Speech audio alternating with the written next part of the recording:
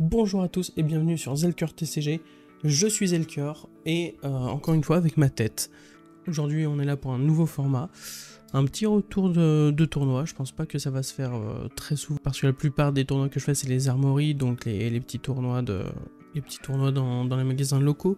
Donc je vais rencontrer souvent les mêmes personnes, donc pas sûr que les match-up ou les gens avec qui je joue changent beaucoup. Je suis pas sûr que ce soit intéressant que je vous raconte 10 000 fois la même chose. Par contre, si un jour je fais plus que des armories, là je vous ferai soit un retour, soit peut-être un vlog.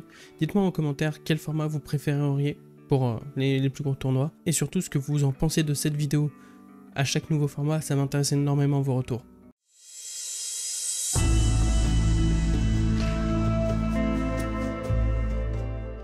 Pour augmenter un peu le format, je vous ai aussi préparé 3 petits boosters qu'on ouvrira au fil du temps. Sait-on jamais. C'est Outsider mais anglais, donc ça ne rentrera pas en compte dans le full set. Comme ça au moins je sépare bien tous mes boosters. Ça c'est celui de dotation et du coup je me suis dit que j'allais en prendre deux autres de la même extension. Alors du coup le premier match c'était un Mirror Usuri. Donc un Mirror, pour ceux qui ne savent pas, c'est un match où on joue contre le même héros que nous. Donc moi je suis venu avec Usuri. Je vous mettrai ma decklist que j'ai testée en commentaire, n'hésitez pas à aller voir. Du coup voilà, je l'ai testé avec une version un peu plus perso, avec Cut to the Chase, ça se voit nickel. Et donc du coup forcément une version bien plus contra. Et donc j'ai testé les Eradicate en même temps, en main deck, pas en side, pour voir ce que ça donne. Je suis assez content du Cut to the Chase. Eradicate ça restera en side je pense. Mais malheureusement, pour faire de la place pour ces cartes-là, j'ai dû enlever des cartes et je me suis dit, je vais enlever quelques défense réaction par rapport à la méta locale. Et il s'avère que je fais un Mirror Usuri, donc grosse erreur. J'ai pas l'avantage contre Usuri, vu que j'ai moins de défense que les deux autres decklists pourront avoir. Donc je vais sûrement rentrer plus de DR, donc DR défense réaction, et je verrai la semaine prochaine comment ça se passe. Sachant que le tournoi pour moi a lieu hier, c'était le 21 mars, et donc du coup peu avant la saison des ProQuest que je ne ferai pas. Je suis pas encore assez expérimenté, assez fort pour me prétendre faire une bonne perf en ProQuest, donc je suis pas sûr d'y aller. Pourquoi j'ai perdu? Il y avait un peu no match, on a fini la partie à 13-0 au niveau des PV. J'ai pu faire une remontée mais c'était très compliqué. Parce que du coup lui il jouait les shreds que moi ça fait un petit moment que j'ai enlevé pour tester 100. Et en fait le problème c'est qu'à chaque fois que je les avais ils étaient pas utiles. Et ils briquaient dans ma main. Donc du coup je me suis dit bah je vais essayer de faire 100. Et vraiment contre un jeu défensif c'est vraiment du pain béni. Donc là il y a la version bleue mais je crois qu'il en jouait genre 7, 3 rouges, 2 bleus, 2 jaunes, donc bien de quoi passer quand même. Et genre le rouge c'est -4 donc ça annule une DR. Le jaune c'est -3 donc là c'est plutôt cool, ça annule à peu près toute défense. Et -2 bah ça peut toujours permettre un contrat de toucher. Donc lui il touchait et moi je ne touchais pas. Il m'a banni mes codex aussi. Voilà. Codex de fragilité qui est une carte clé parce que ça permet une récursivité vraiment folle. Je vous expliquerai ça avec ma deuxième game. Mais sinon pas grand chose d'autre à dire. Son deck était plus aggro que le mien, plus défensif que le mien. Donc voilà, à la fin de cette partie je suis allé chercher mon booster de dotation. Ce qu'il faut savoir pour ceux qui n'ont jamais fait de tournoi, les armories c'est vraiment tranquille.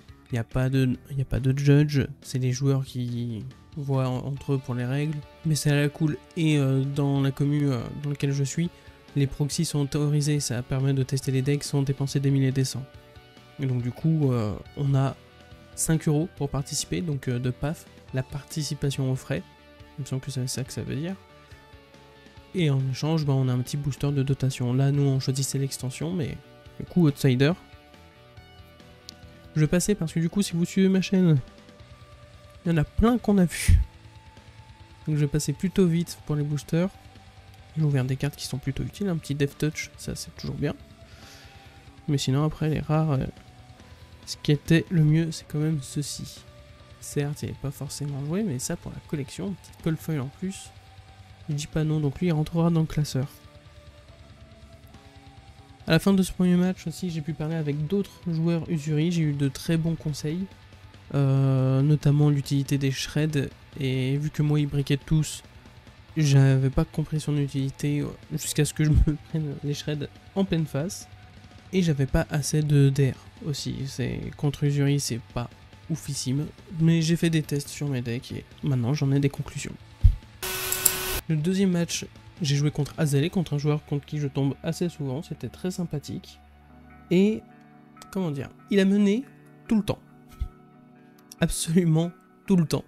Mais il y a eu plusieurs moves très sympathiques, dont un dont je suis très fier. Donc pour faire simple, il y a un move qui a rééquilibré la partie, et un move qui aurait pu me donner la victoire, mais j'ai mal joué. Et je pense que ça m'a coûté la victoire. On ne saura jamais. Du coup, voilà, pour vous expliquer un peu le tour qui s'est passé.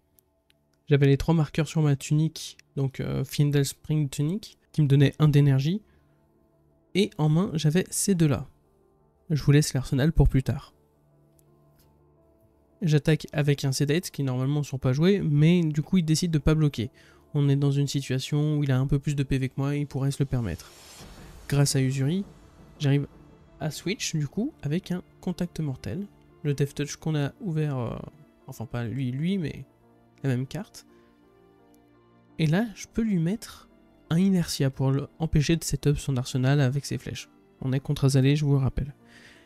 Ça va pour toucher, je prends le risque, mais je me dis, je vais quand même lui donner Go Again avec les Black Tech. Donc ça c'est fait, ça a Go Again, ça a tapé. Et c'est là où pour ceux qui jouent Usuri, vous savez ce qui peut arriver. Et pour ceux qui ne jouent pas Usuri, faites attention, c'est un truc qui peut arriver et qui peut renverser une partie. Dans l'arsenal, il y a justement le petit codex de fragilité. Donc ça brise la chaîne et ça va au cimetière, c'est très important. Parce que ceci du coup, j'avais plus de cartes en main, donc le contre-coup de se défausser va pas s'appliquer. Vu que ça vient de l'arsenal, mon arsenal est vide. Du coup, je peux récupérer une carte de mon cimetière et y mettre en arsenal. Et puis en plus, il va avoir un petit jeton fragilité qui est toujours efficace contre les flèches, vu que c'est -1 aux armes et aux cartes de l'arsenal. Et du coup, j'ai toujours mon 1 de pitch avec la tunique, ce qui me permet de réattaquer avec contact mortel, qui relaisse passer parce qu'il avait une main qui faisait mal. Mais j'ai réussi à lui voler 12 points de vie, à lui mettre une énergie et 2 fragilités parce que le codex de fragilité met le petit token fragilité. Et j'ai choisi fragilité sur ma deuxième contact mortel. Du coup, son tour qui devait être fort avec un -2 sur ses flèches, il n'a pas été aussi impactant que voulu. Et du coup, ça a facilité le travail. Et du coup, pour le dernier tour qui m'a potentiellement coûté la victoire, il était à 5 PV. J'étais à 2. Et je venais de défendre du coup à 3 une de ses flèches qui m'a mis une variole hématoputréfiante. Donc si je ne payais pas, je mourrais. Donc en étant sous la variole, j'avais ceci. Donc là je vous montre l'arsenal qui est un infect bleu. Et ce qui est resté dans ma main. Donc grâce à Cut to the Chase et Leave, j'avais une attaque potentiellement à 7. Et je me suis dit, soit j'utilise isolé pour payer la variole et je me protège un peu. Du coup j'utilise infect, qui est moins bien. Soit j'essaye de le commit sur Isolate pour qu'il défende moins et lui passer le max de points. Mais en faisant ça, je le tuais pas quand même. Ce que j'ai fait, c'est que j'ai attaqué avec Infect, que j'ai switch avec un Leave No Witness, que j'ai augmenté avec un Cut to the Chase. Il n'avait pas défendu au-delà de 3, donc du coup, au-delà de l'effet du trigger de contrat, il était à 1 PV. Et c'est là, avec du recul, j'y ai pas pensé sur le moment. Vu qu'avec Azalea, le dominate arrive très vite, j'aurais dû me dire, ça c'est la fin de ma partie. Si je gagne pas ce tour-ci, je gagnerai pas. Ce qui était le cas, au tour d'après j'ai perdu. Et du coup, ce que j'aurais dû faire, c'est avec Isolate, proposer une attaque avec une de ces 2 dagues, donc sûrement la Spider Bite, pour lui proposer un petit dégât en plus. S'il bloquait, je lui prends une carte. S'il bloquait pas, il prenait 1 PV. Et ensuite, je faisais exactement la même chose avec Infect, Leave No Witness. Et là, j'aurais peut-être pu gagner. On ne saura jamais s'il aura pu bloquer ou pas. S'il aurait voulu bloquer, plutôt. Mais bon, c'est comme ça qu'on apprend.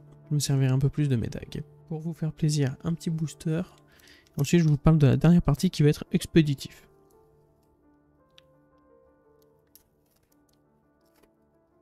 J'ouvre de manière très bourrine, comme toujours, vous me connaissez. On va passer très vite sur tout ça, parce que bon, c'est date. Et c'est pas... Oh, Inertia Trap, je pensais en mettre un, bah, en plus, je l'ouvre, c'est très cool. Oh, Majestic. Alors ça, j'ai mis ici, on continue, et ensuite on l'a dit. Un petit Earlfall, je pense que ça va rentrer dans mon deck, parce qu'il est joli. Et du coup, Bloodrot, et voilà. Donc Majestic, je sais même plus si je l'ai ouverte en français. Ça me ferait un peu chier si j'avais pas ouverte en français que je l'ouvre en anglais. Assassin Ninja pour 0, ça va être une attaque à 2. Et quand ça touche, le héros va perdre X points de vie. X étant le nombre de fois que des dagues ont touché à cette chaîne de combat. Je pense que ce sera beaucoup plus pour du ninja quand même. Mais bon, Majestic, je suis content. Pas sûr qu'elle valent grand chose. J'ai jamais vu jouer. Et bon, avec la nouvelle extension, Pass to Mistveil, en ce moment, ça peut avoir un petit intérêt. Petit booster qui est plutôt sympathique. Et du coup, je vous invite à passer pour le 3e match sur mon PC. Voilà, donc j'ai joué contre Kassai, une autre personne contre qui je joue énormément, et qui jouait Dorinthea, mais avec Heavy Hitters, préfère jouer Kassai. Donc c'est à peu près le même deck, j'ai pas été trop surpris, même si le fait d'avoir 2 épées change énormément la donne, parce que là où avec Dorinthea, si on bloque la première attaque, il n'y a plus rien qui se fait, parce que Dorinthea, faut que ça touche pour qu'on puisse réattaquer avec, là il faut juste go again, vu qu'il y a une 2e épée. Et puis le fait que l'attaque varie de 2 ou 3 selon si on a bloqué avec une action d'attaque ou pas, c'est pas très utile dans le sens où ça va monter à 3 et à 3 on bloque quand même, mais c'est assez perturbant quand on va bloquer, je pense que c'est surtout ça le problème. Donc on a Raise an Army, je sais pas si vous arrivez bien à voir la carte, voilà, là c'est mieux. La partie se déroulait, et il a généré 2 gold au cours de la partie, très difficilement, parce que j'avais bien réussi à bloquer, j'étais plutôt content de moi. Mais à un moment, il me fait un Raise an Army avec 2 gold. Et du coup, il me sort 2 Cinteri Sellsword. Et comme vous pouvez le voir, un Cinteri Sellsword, bah c'est un allié.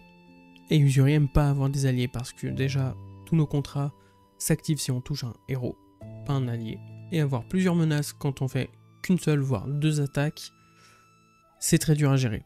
Sachant que contre guerrier, généralement on rentre de défense pour contrer ses attaques réactions. Bah j'ai pas eu mon build aggro, en vrai ce que j'aurais peut-être dû faire c'est tout rentrer, ma partie aggro comme défensive, mais Kassai compte pas sur Raise an Army de base. Du coup c'est tour à ce moment là, il avait plus besoin d'attaque réaction, il m'attaquait avec une épée à 2, puisqu'il avait attaqué avec une épée à 2, s'il lui donnait go again, bah il pouvait attaquer avec Cinteri Sellsword, les 2, puis l'autre épée, donc sans bloc, c'était 10 par tour, c'est ingérable, avec Usuri c'était ingérable. Du coup, il n'y a pas eu vraiment de match, et je pense que mon build qui est plus faible en défense n'est pas la bonne façon de jouer Usuri. Donc après cette vidéo, moi je vais remonter mon Usuri un peu mieux. Je vais rajouter les shreds que j'ai, j'aurais bien aimé mettre les bleus et les jaunes, mais j'ai que les bleus. Mais bon, pour ce tournoi, moi j'ai fait full défaite, et on va essayer de se consoler avec ces quelques boosters du coup. Déjà une Coldfire et une Majestic, en vrai c'est pas mal. Manque plus que la Fable, bon, même une légendaire. Enfin bon, on verra bien ce qu'on arrive à tirer, même si je pense que il y aura rien. Je vais être honnête avec vous, j'ai déjà fait une bonne ouverture avec les 2 boosters d'avant. Bleed Out, carte que j'aime un peu, mais pas énormément non plus. Sneak Attack, Plunge. Et voilà. Donc, c'était attendu, rien dans ce booster, mais bon. Et bah, sur ce, je vous laisse me dire en commentaire ce que vous avez pensé de ce format, si c'est quelque chose qui peut vous plaire ou pas. Je suis pas trop sûr de comment présenter la chose, n'hésitez pas si vous avez des idées. Dans tous les cas, en commentaire, il y a le Discord FR de Flesh and Blood, toujours. Il y a aussi la textiste que j'ai joué à ce tournoi. Faut pas regarder les plans de side parce que je les ai pas changés en conséquence. Si vous avez aimé la vidéo, mettez un pouce bleu. n'hésitez pas à la partager. Et surtout, abonnez-vous. C'est ce qui me motive le plus à continuer. Et je vous dis ciao!